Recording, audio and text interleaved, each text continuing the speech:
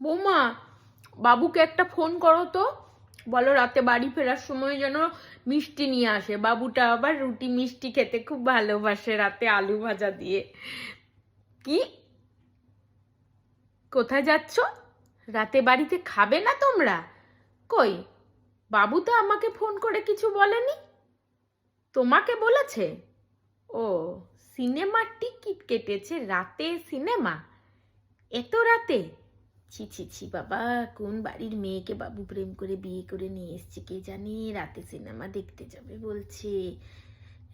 হ্যাঁ, কি কি খাবে? কন্ট্রোল না কি বলছো, কন্টিন? কন্ট্রোল? ও, কন্ট্রোল যে যাই খাও, ওগুলো বাবুর সহ্য হয় না। ওই কন্ট্রোল খাওয়া বাবুর রাতে পোষায় না। বাবু রাতে আমার হাতে রুটি তরকারি, রুটি আলু ভাজা খেতে পছন্দ করে। কি? তোমরা বিয়ের আগে প্রত্যেক দিন ওই কন্ট্রোল খেতে রেস্টুরেন্টে যেতে? ছি ছি বাবা, বাবুটাকে ওষুধ করেছে গো। না হলে আমার বাবুটা কোনোদিন আমার হাতে ছাড়া কোনো খাবার খেতই না। কি জানি কোন ওষুধ করলো, দেখি কোনো তান্ত্রিকের কাছে যেতে হবে।